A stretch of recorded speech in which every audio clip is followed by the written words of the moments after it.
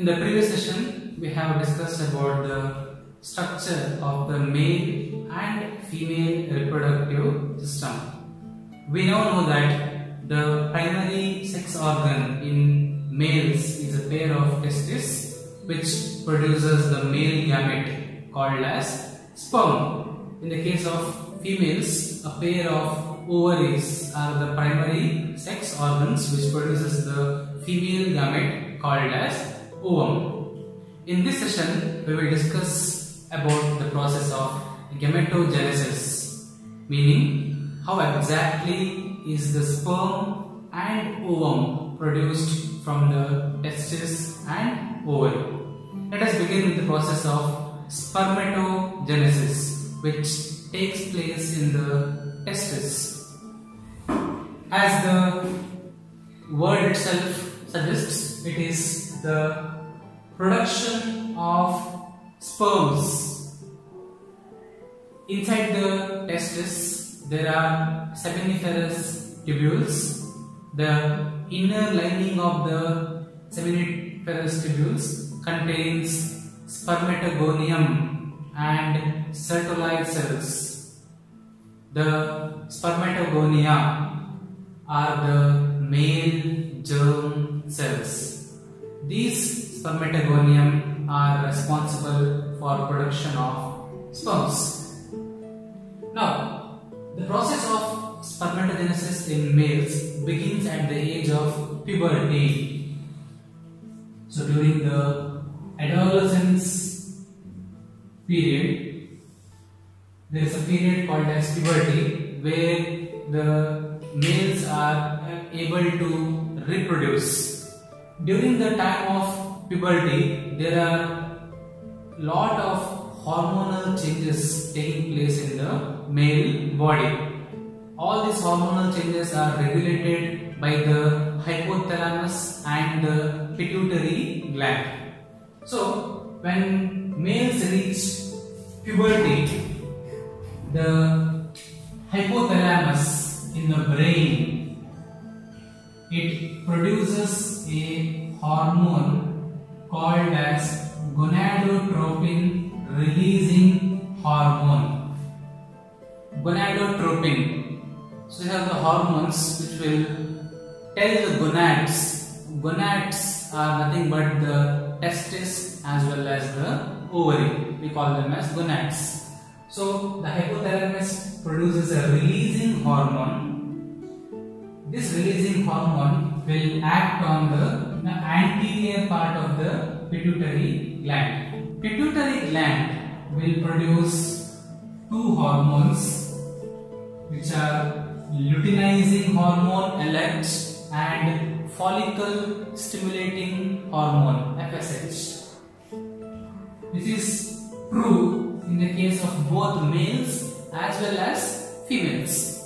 In the case of males, the luteinizing hormone, it acts on the interstitial cells or the Leydig cells.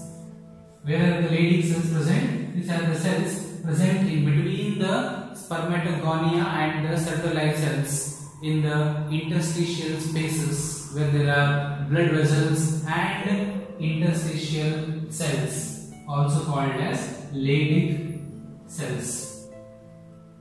Under the influence of the luteinizing hormone, the Leydig cells will then produce a group of male hormones together called as androgens. One of the primary hormones is testosterone, is responsible for the process of spermatogenesis. The follicle stimulating hormone will act on the other cell inside the seminiferous tubule, that is the sertolite cells.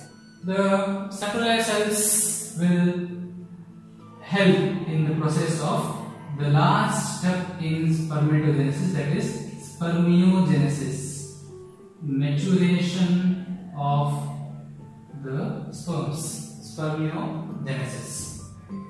So, all the events of spermatogenesis are under the control of hormones, mainly luteinizing hormone and FSH. So,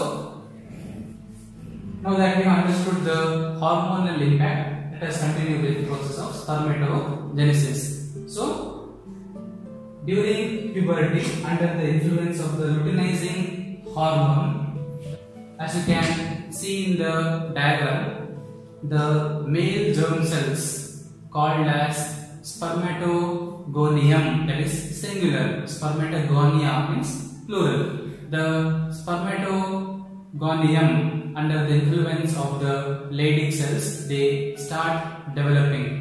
They undergo mitosis and produce a number of spermatogonium. This spermatogonium are then transformed into what is called as the primary spermatocyte. Primary spermatocytes are diploid in nature. The primary spermatocytes then undergo the first meiotic division, during which crossing over takes place and they produce two secondary spermatocytes. Secondary spermatocytes are haploid. They contain half the number of chromosomes. The secondary spermatocytes will then undergo the second meiotic division, resulting in the production of 4 spermatids, which are also haploid in nature. One spermatogonium produces 4 spermatids, which are all of same size. All these divisions are equal divisions. It produces 2 similar sized spermatocytes, and the end result spermatids are also similar in size. The spermatids are non-motile and they are still spherical cells. These spermatids then undergo a process of spermiogenesis under the influence of hormones. So, once it undergoes spermiogenesis, it is then transformed into a mature spermatozoa, or in short called as sperms. So, spermatids undergo spermiogenesis.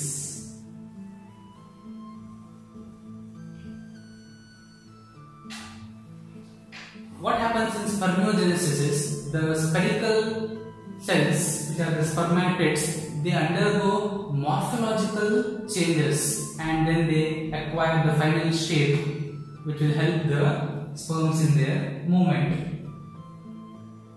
These spermatozoa or sperms are present in the lumen of the seminiferous tubules, which are then released out into the accessory ducts by a process called as spermiation. Spermiation is the release of the spermatozoa from the seminiferous tubules to the outside. So, as the sperms are transferred from the seminiferous tubules to the epididymis, they acquire motility. The secretions of glands such as prostate glands, seminal vesicles, and also from the vas deferens together is called as the seminal plasma. The seminal plasma along with the sperms is called as semen, which is stored in the ejaculatory duct, as you have studied in the previous session. Let us now look at the structure of a mature spermatozoa. If you look at the diagram of a sperm, the sperm has a bulb-shaped top portion called as the head. Then there is the middle piece and there is a long tail or flagellum. The entire sperm is covered by the plasma membrane continuously, as you can see in the diagram. At the tip we have a bulbous head most of which contains a elongated haploid nucleus which contains the genetic material. At the tip portion of the head, we see a vesicular structure called as the acrosome. The acrosome contains several enzymes which will help in the process of fertilization during the event of fusion with the egg. These acrosomes play an important role. The head is followed by a short junction called as the neck. The middle piece is cylindrical in shape. It contains number of mitochondria which are required for the motility of the sperm. They provide energy for the movement of the sperm. The sperms will then travel with the help of peristaltic movements, with the help of the long tail. That is the structure of the male gamete or the sperm. Let us now discuss the development of female gamete, that is oogenesis, and we will also highlight the differences between spermatogenesis and oogenesis. One of the important differences between spermatogenesis and oogenesis is that oogenesis begins right during the embryonic development, whereas spermatogenesis begins later during the stage of adolescence or puberty. Right when the fetus is developing, oogenesis begins. This is the first difference between oogenesis and spermatogenesis. The second difference is that the female germ cells, that is the oogonia, they are all formed right at the development stage. That is, once the oogonia are formed during the embryonic development, no more formation of oogonia takes place. Whereas in the case of spermatogenesis, the spermatogonia can keep on forming, dividing and developing during the entire reproductive phase of the males. So during the fetal period itself,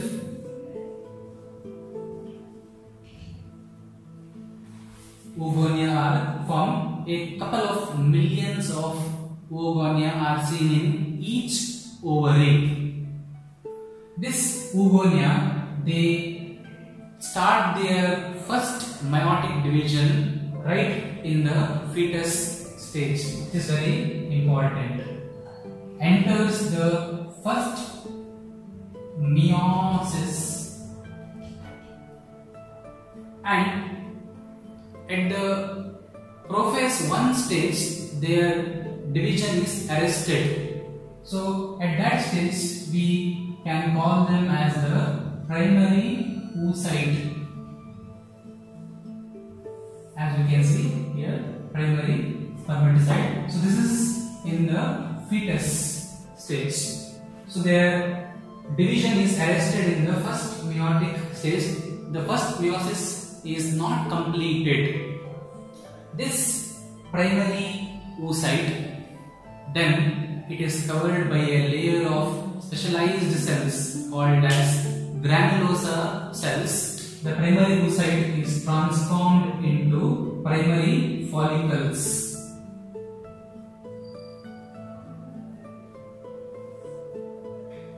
Primary follicles are what is seen in the ovaries during the childhood.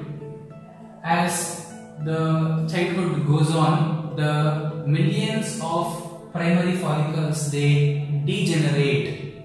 During the time the female reaches her puberty, around 60,000 to 80,000 primary follicles are seen in each ovary. The primary follicle contains the primary oocyte.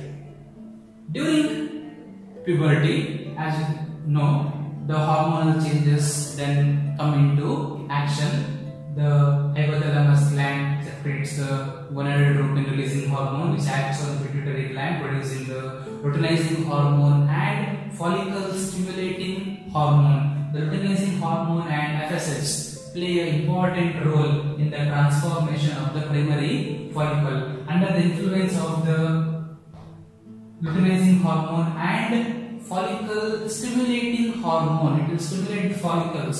So the primary follicles, this is at puberty. The primary follicles are transformed into secondary follicles.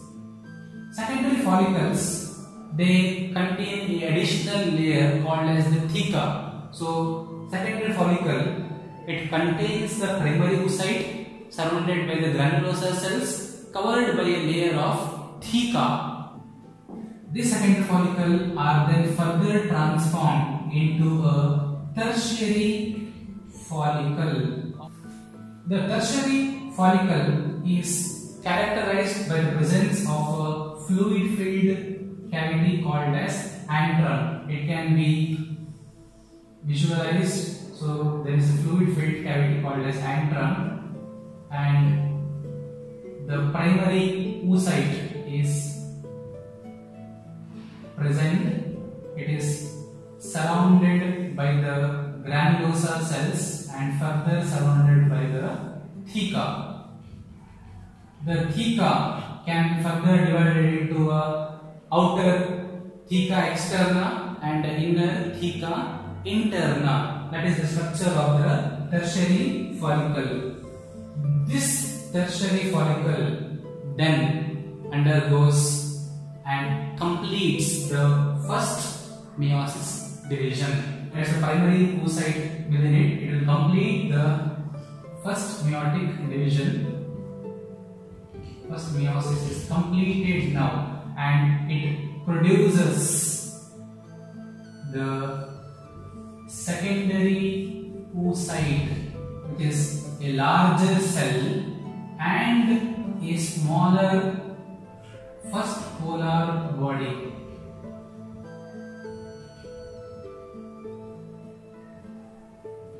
This is another difference.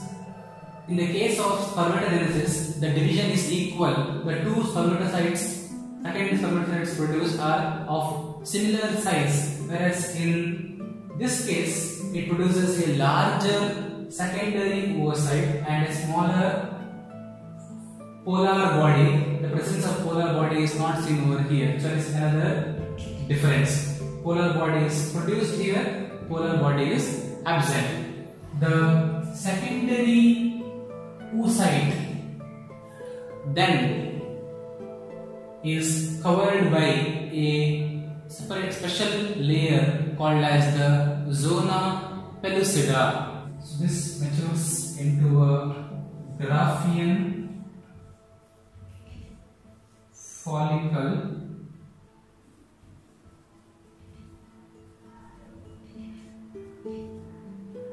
The graafian follicle, it contains our secondary oocyte. This secondary oocyte is released from the graafian follicle in an event called as ovulation.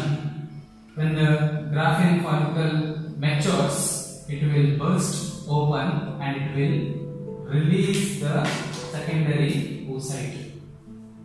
This is what is called as ovulation. That is the release of ovum or secondary oocyte. Let us now discuss what are the events in the process of ovulation. This release of secondary oocyte or ovulation is part of the female menstrual cycle. What is this menstrual cycle? In the case of female primates, when they reach a certain age, that is the puberty, they begin their reproductive cycle. So the reproductive cycle in female primates, that is the apes, monkeys, including the human beings. Non-primates are cow, deer, tiger, dog, etc. They do not show menstrual cycle. They show a estrous cycle, about which you will study in the lesson number 1. So the menstrual cycle begins at puberty. Therefore, it is also an indication of start of puberty. The first menstruation in females is called as menarche. Generally, the menstrual cycle, it is for a duration of around 28 to 29 days, which can vary from one person to another. The menstrual cycle can be studied in detail under 4 phases. It can be divided into the first phase, that is the menstrual phase. The second phase is the follicular phase, followed by the ovulatory phase and the final luteal phase. So let us begin the discussion of menstrual cycle from the first phase, that is menstrual phase. We shall discuss all these phases under 4 important heads. Number 1, what are the changes taking place in the uterus during these phases? Number 2, what are the changes taking place in the ovary? Number 3, what are the hormonal changes in the ovary? And number 4, what are the hormonal changes in the pituitary gland? The menstrual phase is from day 1 to day 5, during which, as you can see in the diagram, the uterus lining, the inner lining, endometrium, it will degenerate, point number 1, meaning it becomes thin, and this is followed by the rupture of the blood vessels in the endometrium lining. This blood is thrown out of the vagina in the form of bleeding, which is what we call it as menses or menstrual flow. It can continue from 3 to 5 days, during which you can see the hormonal levels in the ovary as well as in the pituitary gland. It is a flat line. Also, the pituitary hormones LH and FSH also shows a flat line. The menstrual phase is then quickly followed by the follicular phase, also called as the proliferative phase. As the name itself indicates, in this phase the follicles will proliferate, they will mature. Which follicles are we talking about? That is our primary follicles. Under the influence of LH and FSH, which are now increasing, this is from day 6 up to the 14th day, that is the middle of the cycle, we find the follicular phase. The LH and FSH level will constantly increase, and because of this, the primary follicles will mature into secondary follicle matures into tertiary follicle, forming the graafian follicle. The LH will act on the follicles. The follicles in turn will produce the hormone estrogen. The estrogen levels will also increase, as clearly seen in the graph. That is the follicular phase, and during which the endometrium lining of the uterus will also start to regenerate. It starts becoming thicker, and the number of blood vessels will increase. At around the 14th day, that is the mid cycle, there is a sudden increase in the level of luteinizing hormone or LH. This is what is called as LH surge, as clearly seen in the sharp peak in the graph. Due to this LH surge, the mature graafian follicle will burst open and will release the secondary oocyte. This is the ovulatory phase, that is ovulation. release of the secondary oocyte. This happens around the 14th or 15th day. That is the third phase, ovulatory phase. The ovulatory phase is soon followed by the last phase, that is the luteal phase or the secretory phase. When the graafian follicle is burst open, the remains of the graafian follicle will now transform into what is called as the corpus luteum, as you can see in the diagram. This corpus luteum will start producing an essential hormone, progesterone. Therefore, during this phase, the level of progesterone will see a sharp increase, as seen in the graph. The red line will increase. On the other hand, the estrogen levels will fall down. Similarly, the LH and FSH levels will also decrease. The progesterone hormone is very important for maintenance of the endometrium lining. As you can clearly see in the diagram, the endometrium lining will become thicker and thicker, and it will have more number of blood vessels. The luteal phase can be anywhere between 10 to 14 days in human females. The end of the luteal phase, if the egg is not fertilized, then what happens is the corpus luteum will degenerate at around the final week, because of which the progesterone levels will drop down. This is around the 26th or 27th day, and because of the drop in the progesterone level, the endometrium lining will once again start degenerating, and we begin the next cycle, that is the endometrium lining will become thin and it begins the menstrual phase, that is the menstrual flow. So it is a cyclical event, starting from the menstrual flow, continuing with the development of the follicles. At around the 14th day, the ovum is released. If the ovum is not fertilized, then the endometrium lining will become thin and once again menstruation will start. Which means that the absence of menstruation could be an indication of pregnancy. If the egg is fertilized, then the progesterone level will increase and the menstrual phase is absent. That is about the menstrual cycle in human females. Now, when the ovum is released from the ovary, it is then held by the fimbriae, collected by the fimbriae, and this secondary oocyte will then travel through the oviduct and it will go and rest near the ampular isthmic junction. The next stage is the fertilization, which we will discuss in the next session.